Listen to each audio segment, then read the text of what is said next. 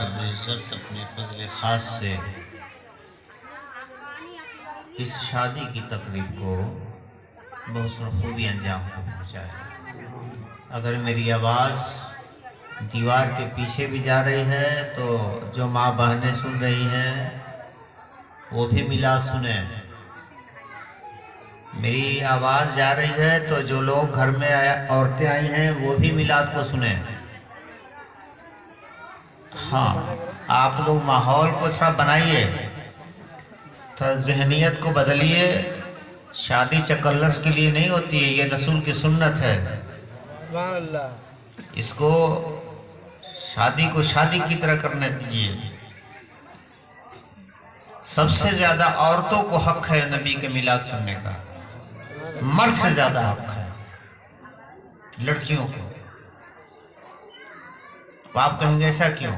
اس لیے کہ یہ دفن کی جاتی تھی، زندہ گاڑی جاتی تھی۔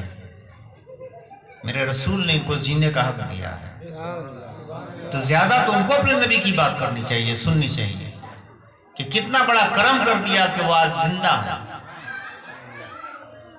تو پہلا حق ان کا ہے کہ نبی کے میلاد کریں اور میلاد سنیں، کسی کے گھر کے ہوں۔ اور جب ذکر ہو رہا ہے تو آپ جہاں ہیں سنیں۔ اللہ اپنا فضل فرماتا ہے، خیر فرماتا ہے۔ حضرت داؤد علیہ السلام جب زبور کی تلاوت کرتے تھے تو پرندے درختوں پہ بیٹھ کے سنتے تھے۔ اللہ کی باتیں، پیغمبر کی باتیں، اگر یہ ہم سے نکل گیا تو پھر ہم سادہ پنہ ہیں اور کچھ نہیں۔ اگر یہ نکل گیا، یہ خوشبو اگر غائب ہو گئی ہمارے اندر سے، تو پھر سمجھ لیجئے کہ ہم کچھ نہ ہیں۔ صرف کلمہ پڑھ لینا لا الہ الا اللہ محمد رسول اللہ، یہ کافی نہیں ہے۔ پورے طور پہ داخل ہونا ہے اسلام میں۔ اللہ نے کہا نا قرآن میں کہ نماز پڑھو، روزہ رکھو، حج کرو، زکوٰۃ دو۔ بات ختم تھی، اتنی بات تھی، اللہ کا حکم آ گیا نماز پڑھو، تو اس کا مطلب نماز پڑھے گا تو پکا ہے، روزہ رکھے گا، حج کرے گا، زکوٰۃ دے گا، یہ پکا ہو گیا۔ لیکن رب نے دوسری جگہ کیا فرمایا؟ یا الذین آمنوا ادخلوا فی السلم کافہ، ایمان والو اسلام میں پورے طور پہ داخل ہو جاؤ۔ نماز پڑھنا کافی نہیں ہے، پورے طور پہ داخل ہو جائیے۔ ایسا نہیں چلے گا کہ آپ نماز بھی پڑھیں اور شریعت میں بے دینی بھی پھیلاتے رہیں۔ نہیں چلے گا کہ آپ روزہ بھی رکھیں اور شریعت کے خلاف آپ کے قدم بھی اٹھیں، نہیں چلے گا، پورے طور پہ داخل ہو جائیے۔ تو اللہ فرماتا ہے کہ پورے طور پہ داخل ہوئیے۔ ہمارا اٹھنا بیٹھنا، زندگی کا ایک ایک لمحہ اللہ رسول کے فرمان کے مطابق ہونا چاہیے۔ دوسری جگہ فرمایا نا یا الذین آمنوا اتقوا اللہ حق تقاتہ ولا تموتن الا وانتم مسلمون، اے ایمان والو اللہ سے ڈرو، اللہ سے ڈرو۔ اتقوا کا لفظ قرآن میں بہت بار آیا ہے، بہت بار آیا ہے۔ اتقوا اللہ، اللہ سے ڈرو۔ حضرت ابن عمر رضی اللہ تعالیٰ عنہ یعنی حضرت عبداللہ، ایک بار حضرت کعب احبار سے، جو ایمان لانے سے پہلے بھی بڑے عالم تھے اپنی قوم کے، اپنی جماعت، اپنے دھرم کے، مذہب کے، اور جب کلمہ پڑھے تب بھی وہ ایک بڑے عالم تھے، بڑے دین کے جانکار تھے، بڑی قابلیت تھی ان میں۔ خلیفہ دوم حضرت عمر رضی اللہ تعالیٰ عنہ کے شہزادے حضرت عبداللہ نے ایک بار ملاقات کے وقت پوچھا کہ حضرت قرآن میں جو بار بار اتقوا کا لفظ آیا، اتقوا اللہ، اللہ سے ڈرو، اس کا کیا مطلب ہے؟ اس کو آپ کس نظریہ سے دیکھتے ہیں؟ اس کا ماحصل کیا ہے؟ تو حضرت کعب احبار نے کہا کہ عبداللہ، کیا تم ایسی وادی سے گزرے ہو، ایسے راستے سے جو خاردار ہو، کانٹے دار جھاڑیوں سے گزرے ہو کبھی؟ کہا کہ ہاں بہت بار گزرے ہیں، بہت بار جانا ہوا۔ تو کہا کیسے گزر گئے؟ وہ تو خاردار علاقہ ہے، چاروں طرف خار ہیں، کانٹے ہیں، پھر تمہیں چبھا نہیں؟ تمہارے کپڑے اس میں الجھے نہیں؟ کہا کہ نہ، نہیں الجھے۔ تو کہا یہ تو حیرت کی بات ہے کہ خاردار جھاڑیوں سے گزر گئے، تمہارا کپڑا کانٹوں میں نہ الجھا؟ کہا حضور ہم سنبھال کر چلتے رہے، کپڑے سمیٹ کر چلتے رہے تاکہ ہمارا کپڑا کانٹے سے نہ الجھ جائے، کانٹا ہم میں نہ چبھ جائے۔ حضرت کعب احبار نے کہا اتقوا کا مطلب یہی ہے کہ بندہ دنیا میں رہے لیکن بندہ دنیا میں رہ کر کے دنیا کے ان فضول باتوں میں نہ پڑ جائے جو جسم میں کانٹا کی طرح چبھ کر کے زندگی کو برباد کر جائے، جو اعمال کو خراب کر دے۔ جیسے خاردار وادیوں سے، جھاڑیوں سے بندہ اپنے کو بچاتا ہے کہ کوئی کانٹا نہ چبھ جائے، اس طرح سے ہم کو دنیا میں رہ کر کے دنیا کے ان باتوں سے جو اللہ کو ناراض کرتی ہیں ہمیں ان سے بچنا ہے، اور بچ کر کے یہاں سے گزر کے نکل جانا ہے وہاں جہاں پروردگار عالم ہمارا حساب کرنے والا ہے، ہمارا حساب لینے والا ہے۔ حساب حضرت علی رضی اللہ تعالیٰ عنہ مزدوری بھی کرتے تھے، محنت کرنا صحابہ نے سکھایا، محنت کرنا صحابہ کا طریقہ رہا ہے رزق حلال کے لیے، حلال رزق حاصل کرنے کے لیے صحابہ کا طریقہ رہا، ہاتھ باندھ کر نہیں بیٹھے رہے وہ۔ حضرت ابوبکر صدیق جب پہلی بار خلیفہ بنے، اول خلیفہ ہیں آپ، بڑی شان ہے آپ کی حضرت ابوبکر صدیق کی رضی اللہ تعالیٰ عنہ، جب خلیفہ آج بنا دیا گیا ان کو، تو کل والا جو دن آیا تو آپ سر پہ ٹوکری لے کر کے نکل پڑے بازار کی طرف۔ کسی نے کہا ابوبکر کہاں جا رہے ہیں؟ کہا کہ مارکیٹ جا رہے، بازار جا رہے ہیں خریدنے بیچنے۔ کہا کہ آپ خلیفہ بنے ہیں؟ تو کہا خلیفہ بنے تو ٹھیک ہے لیکن بچوں کی پرورش کا بھی تو خیال ہے، بچوں کے پیٹ پالنے، پیٹ بھرنے کا کی بھی فکر ہے۔ خلافت اپنی جگہ ہے، بچوں کی پرورش کا ذمہ اپنی جگہ ہے۔ کسی کے سمجھانے سے نہ سمجھے۔ تو لوگ اکٹھے گئے، کہا کہ حضرت واپس چلیے، ہم کوئی راستہ نکالتے ہیں۔ حضرت ابوبکر واپس آئے، مسجد میں بیٹھے، صحابہ بیٹھے، تو کہا کہ حضور آپ خلیفہ بنے ہیں، آپ اس طرح کے کاروبار کریں گے تو اچھا نہیں لگے گا۔ تو کہا بھئی مجبوری ہے، ہمیں جب تک کمائیں گے نہیں بچوں کو کھلا نہیں پائیں گے۔ تو کہا کہ ہم لوگ بیت المال سے آپ کا مہینہ مقرر کر دیتے ہیں۔ تو کہا کہ آپ لوگ مرضی۔ تو کہا کتنا طے کیا جائے ان کا مہینہ؟ سب نے آپس میں مشورے کیے لیکن مشورہ بن نہیں پایا، تو پوچھا گیا حضرت آپ ہی بتا دیں کہ آپ کو کتنا دیا جائے تو کام چل جائے گا۔ تو آپ نے فرمایا کہ ایک مزدور کی مزدوری ہمیں روز دے دو، خلیفہ وقت ہے، ایک دن کی مزدوری ایک دن ہمیں دے دو روز کے حساب سے، ہم دن کا کام کرتے رہے، آپ لوگ ہمیں دے دیں۔ تو کسی نے کہا حضور اگر آگے چل کر کو اتنا سے کام نہیں چلے گا تب؟ تو کہا کہ ہم دوسروں کی مزدوری بڑھا دیں گے۔ سنتے ہیں نا؟ ہاں سنیے، ہم مزدوری بڑھا دیں گے۔ یہ خلیفہ، یہ شان خلافت ہے، صرف اپنے پیٹ کی فکر نہیں۔ ابو بکر نے بتا دیا جب میرا نہیں خرچہ چل سکے گا، جس کا مطلب کہ کسی اور مزدور کا بھی نہیں چل سکے گا، بڑھے گا تو سب کا بڑھے گا، صرف خلیفہ کا نہیں بڑھے گا۔ تو کام کی طرف گئے اور راستہ ہمیں بتایا۔ حضرت علی رضی اللہ تعالیٰ عنہ مزدوری بھی کی ہے، باغ میں گئے، صبح سے ظہر تک باغ مزدوری کی، کھجور توڑا، مالک کا دیا، تو عصر کا وقت آ گیا تو 2 کلو کھجور ملا، تو آپ لے کر چلنے لگے۔ تو وہ یہودی باغبان تھا، مالک تھا، کہا کہ علی ابھی دن ہے، ابھی ٹائم ہے، اور مزدوری کر لو اور کچھ مل جائے گا۔ تو آپ نے کہا بس اتنا کافی ہے۔ سبحان اللہ، کہا کافی ہے اتنا، اس سے زیادہ کی ضرورت نہیں۔ کہا کہ کیا ہے؟ حلال رزق حاصل کرنا جائز ہے، پھر آپ کیوں جا رہے ہیں؟ ٹائم ہے، کر لیجئے۔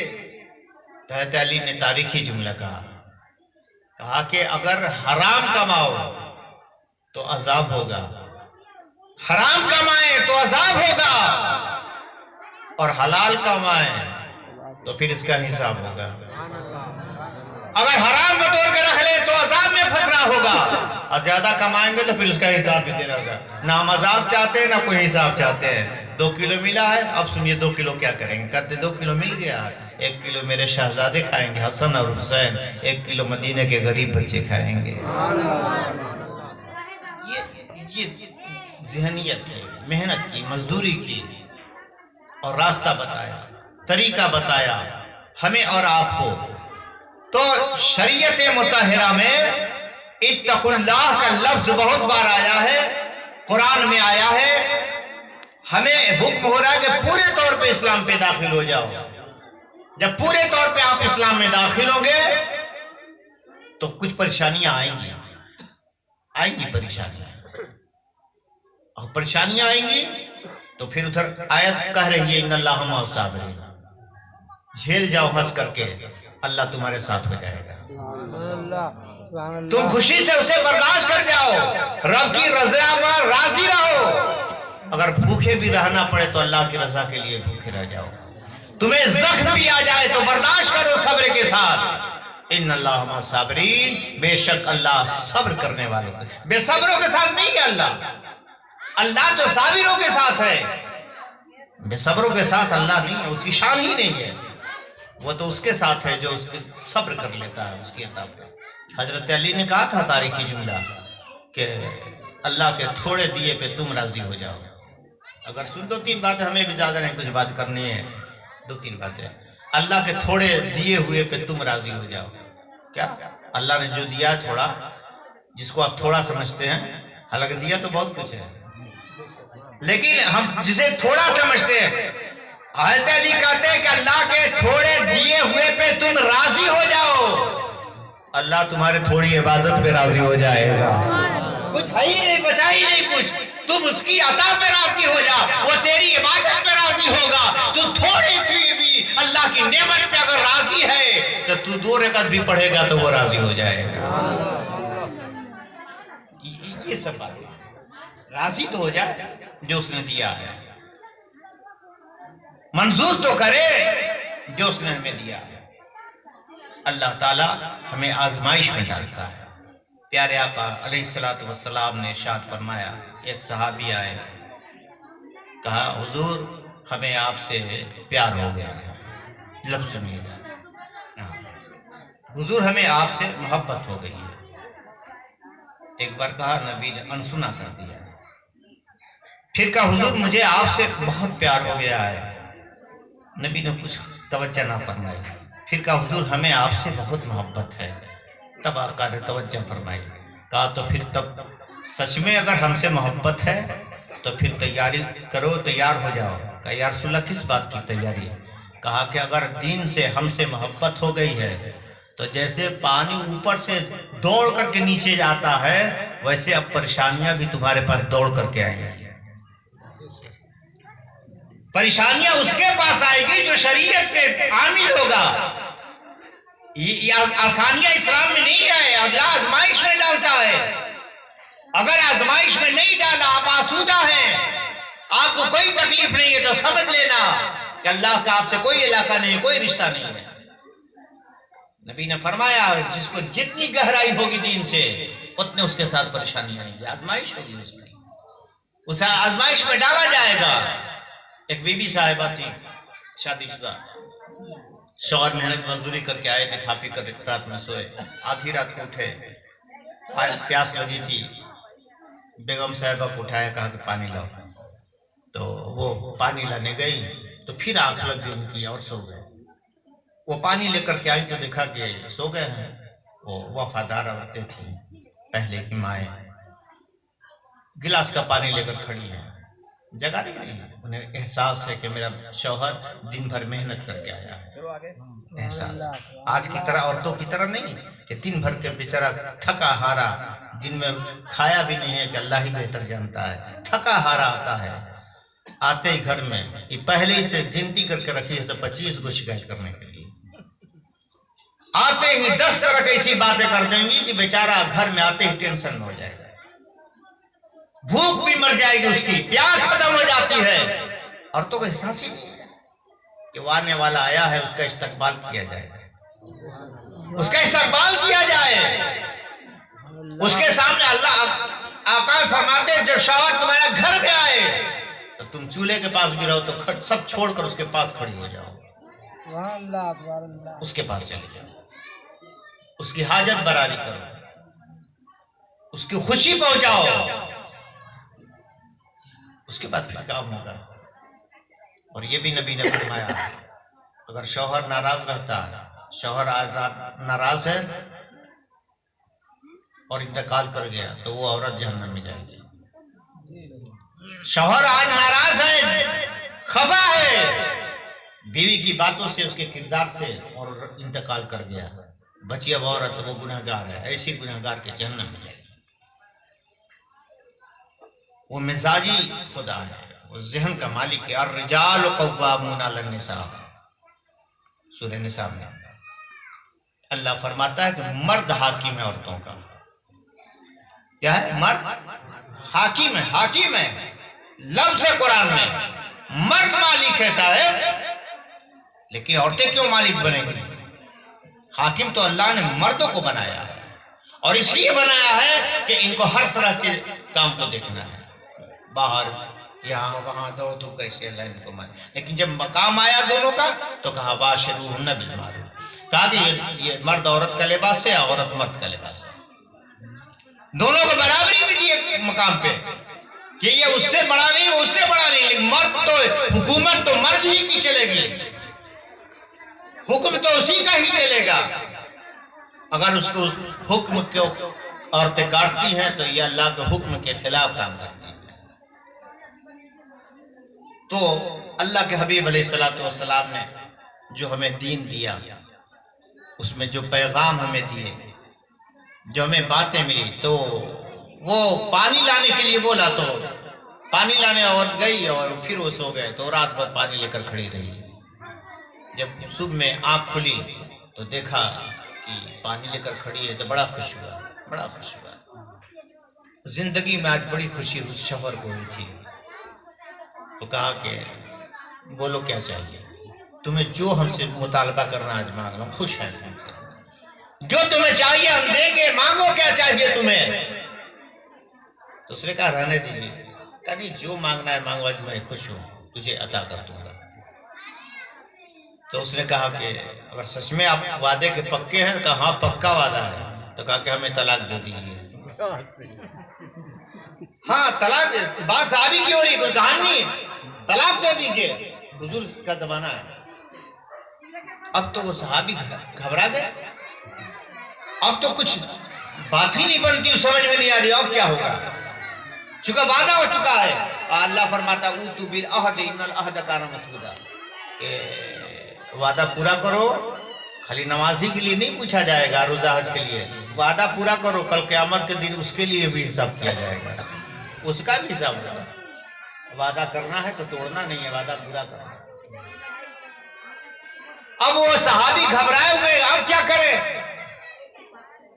ایک راستہ، ایک روشنی، ایک دروازہ نظر آیا حضور کا، کہ اچھا چلو مجھے میں نے تو وعدہ کر دیا ہے، لیکن تم کہو تو چل کر کے حضور سے ذرا مشورہ کر لیا جائے۔ ایک دروازہ تھا، ہر اندھیرے کی ایک روشنی، مدینے والے مصطفیٰ صلی اللہ علیہ وسلم، جب کوئی در نظر نہ آئے تو وہ مدینے والا تھا۔ زمانے کے ساہو ساہوکار جب 10 پیسے دیتے ہیں، وہ بھی انٹرسٹ پہ، پیسہ بھی لیا، عزت بھی لیتے ہیں، 10 آدمی سے سنائیں گے فلاں آیا تھا، ساہو ساہوکار سے فلاں، اور اس سے جب آپ کوئی پیسے لیں گے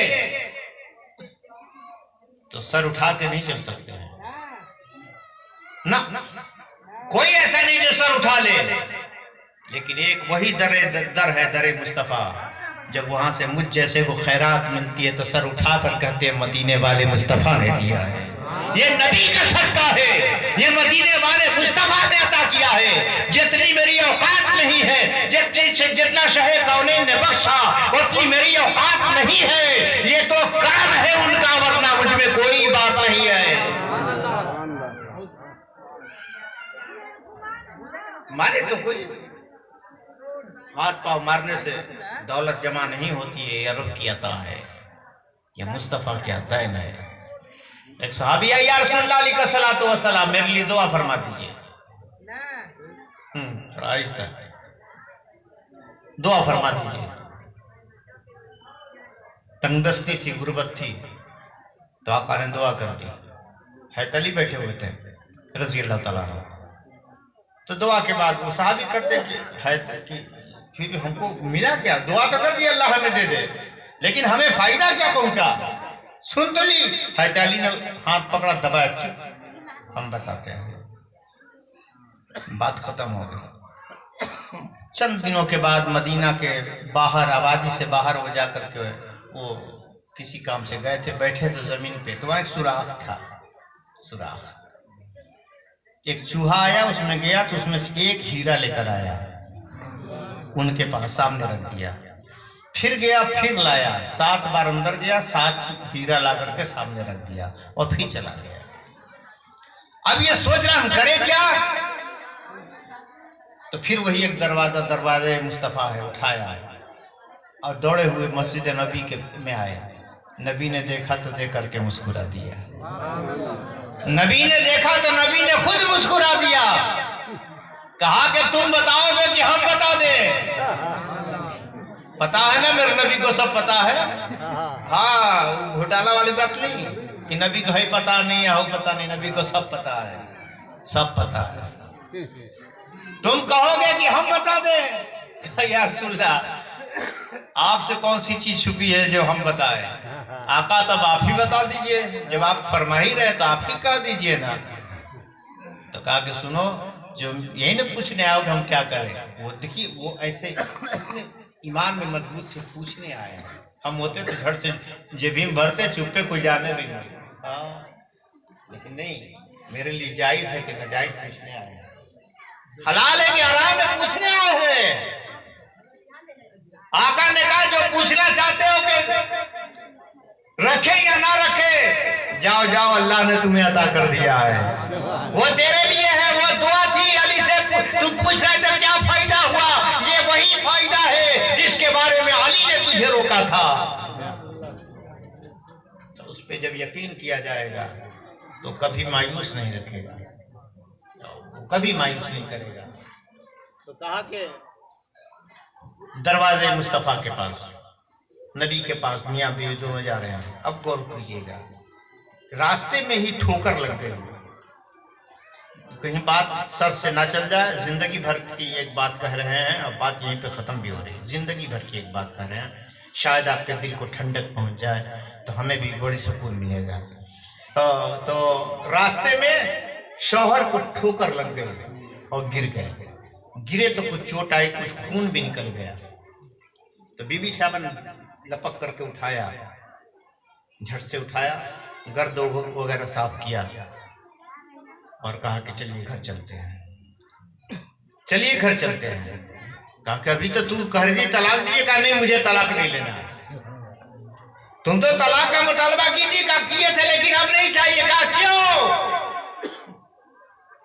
دل ٹھنڈا کر کے جائیے، کہا کیوں نہیں اب چاہیے؟ کہا کہ میں نے اپنے نبی سے سنا ہے، میرے نبی کہتے ہیں کہ جس کو زندگی میں کوئی تکلیف نہ ہو سمجھو اللہ اسے راضی نہیں ہے، سمجھو اس سے اللہ راضی نہیں ہے۔ اب تک ہم نے آپ کو کوئی تکلیف میں نہیں دیکھی تھی، آپ کے لیے کوئی پریشانی ہم نے اب تک نہیں دیکھی تھی، اب ٹھوکر لگی ہے، گرے ہو، چوٹ آئی ہے، خون بہا ہے، سمجھ گئے اللہ تجھ سے راضی ہو گیا ہے۔ جب اللہ تجھ سے راضی ہو گیا تو ہم تیرے سے بھی راضی ہو گئے۔ تو آزمائش ہے، اس بات کو ذہن میں رکھیں، گھبرانے سے نہیں ہوگا، اللہ یہاں جس حال میں رکھا اس پہ راضی رہیے، اللہ وہاں اچھے حال میں رکھے گا انشاءاللہ، وہاں بہتر حال میں رکھے گا۔